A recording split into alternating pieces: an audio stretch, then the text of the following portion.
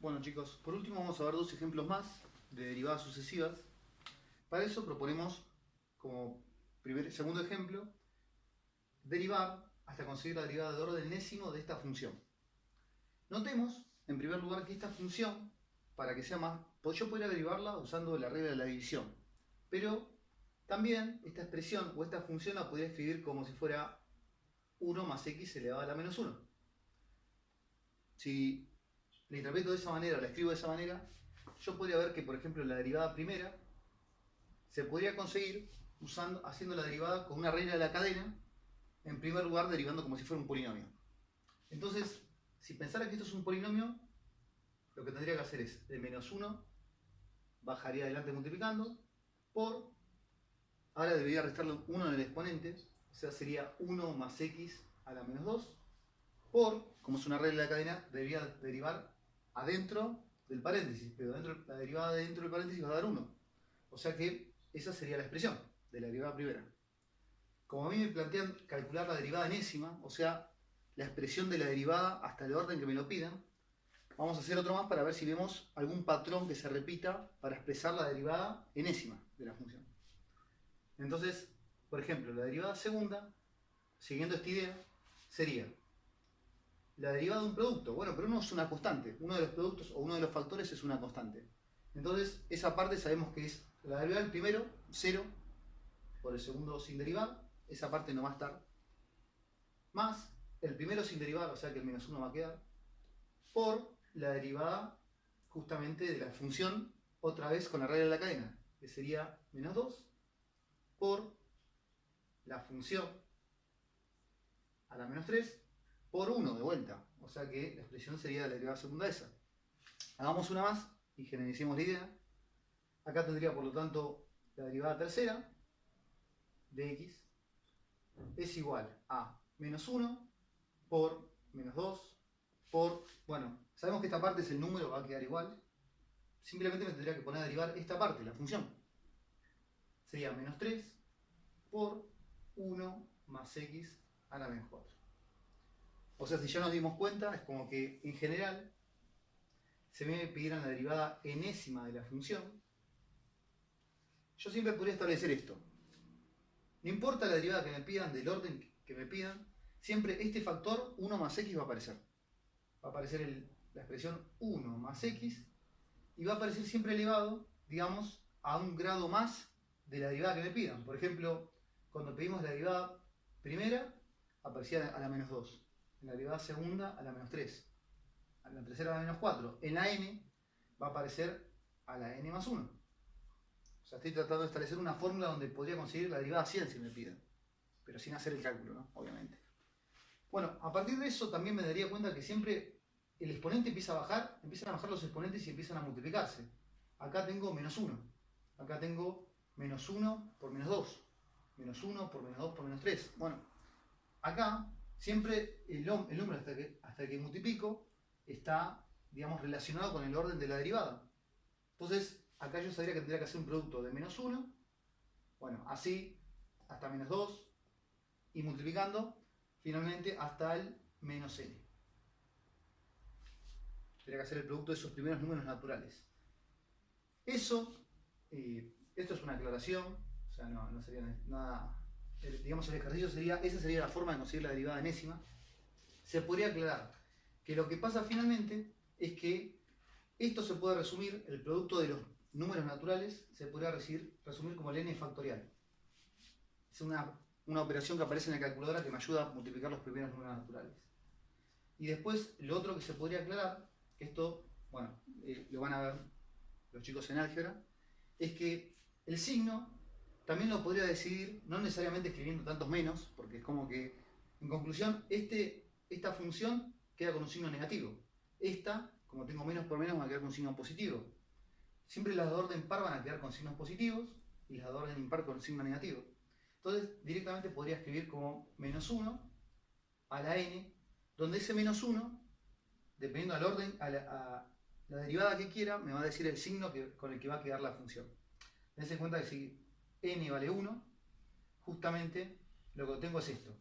La derivada primera de la función sería como hacer menos 1 a la 1, o sea, un número negativo, por 1 factorial, o sea, el 1 por sí mismo, por 1 más x, la n vale 1, a la menos 2. O sea, y esto es como que es la expresión de menos 1 más x a la menos 2, que es la expresión de nuestra derivada primera. O sea, esta es la fórmula para la derivada enésima, la derivada que si vos le pones 100, le pones 1000, le pones el número que quieras, te da cuál es la ecuación de la derivada de ese orden. Bueno, eso es en un primer ejemplo, y en un segundo y último ejemplo de este tema, podemos querer, por ejemplo, nos pueden proponer calcular la derivada de una función con módulo. No perdamos de vista que una función con módulo es una función partida o por tramos encubierta. Así que tal vez lo más saludable en un comienzo, como me piden calcular la derivada de segundo orden de esta función, sería expresar la función como partida. Yo lo que quiero decir es, esta función, el módulo se puede abrir, o sea, porque el trabajo del módulo es convertir los números en positivos. Entonces, en los lugares donde yo sepa que sean positivos ya los números de antemano, el módulo no sería necesario.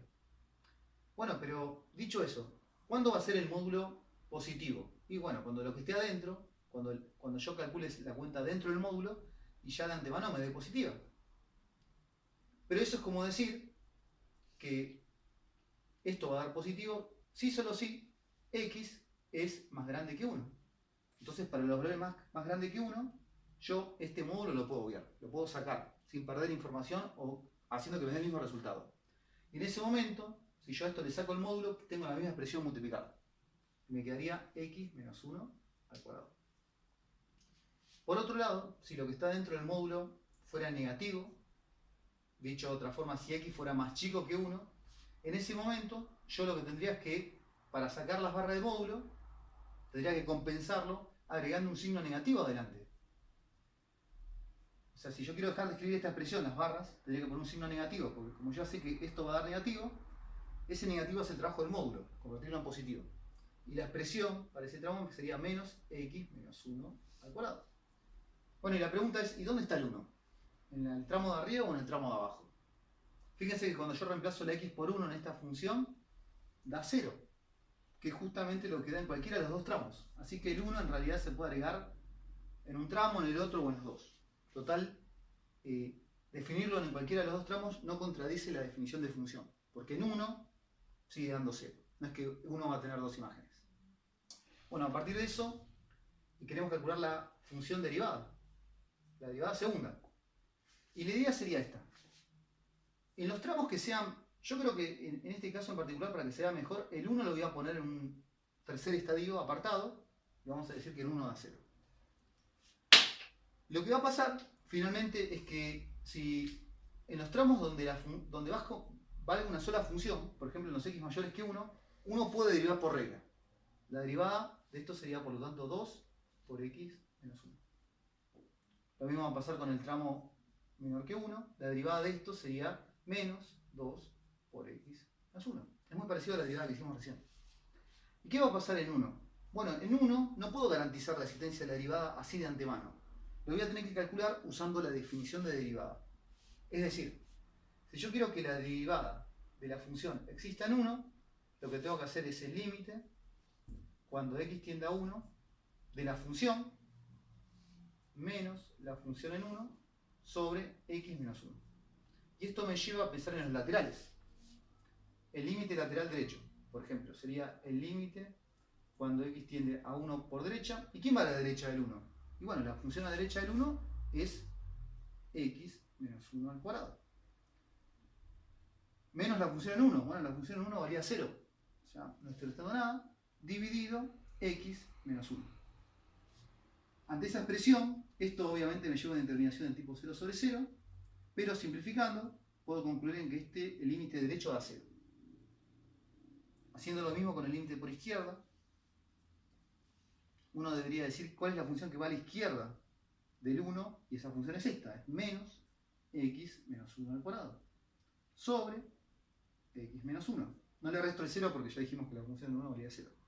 Otra vez, da una determinación del tipo 0 sobre 0, pero después de simplificar, me da que ese límite, termina valiendo 0. Bueno, en conclusión, como el límite o la derivada por derecha dio igual que la derivada por izquierda, la derivada de la función en 1 existe. Y efectivamente da 0.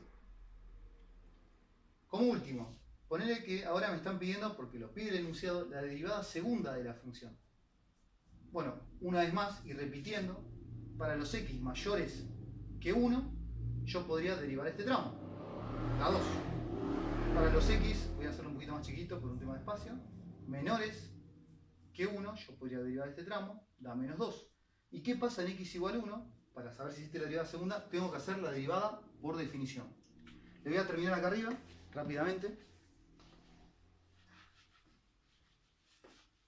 Y la idea sería esta. Yo, para saber que existe la derivada segunda en 1, debería ser el límite cuando x tienda a 1 de la función derivada primera en 1 menos la derivada primera en 1, perdón, la función derivada primera en 1 sobre x menos 1. Una vez más, eso me lleva a plantear las derivadas laterales por derecha. Esto no, voy a hacer los dos caminos. A derecha del 1, yo digo, bueno, la función derivada a derecha del 1 es 2 por x menos 1. Menos la derivada en 1. Otra vez, la derivada en 1 vale 0. Ese dato no ayuda mucho. Sobre x menos 1. Como el 0 no saca nada, esto da mi determinación 0 sobre 0. Y simplificando, esto daría 2. O sea que la derivada por derecha daría 2. ¿Qué pasa entonces por último con la derivada por izquierda? Esta vez yo voy a calcular el límite cuando x tienda a 1 por izquierda. ¿Quién es la función derivada izquierda del 1? Bueno, es menos 2 por x menos 1 sobre x menos 1, que otra vez da una determinación 0 sobre 0, pero después de simplificar me devuelve un menos 2. Entonces, ¿qué concluyo? ¿Este límite existe? No, no puede existir porque como la derivada a derecha del 1, las derivadas laterales, no coincide con la derivada izquierda del 1, entonces no existe la derivada segunda en 1. ¿Qué quiere decir? Que esta función, la derivada segunda, no la puedo definir en 1. Y la expresión de la derivada segunda, la que pide el problema, termina siendo justamente esta función partida que en 1 no está definida. O dicho de otra forma, el dominio de la derivada segunda termina siendo todos los reales menos el 1, donde no lo puedo definir.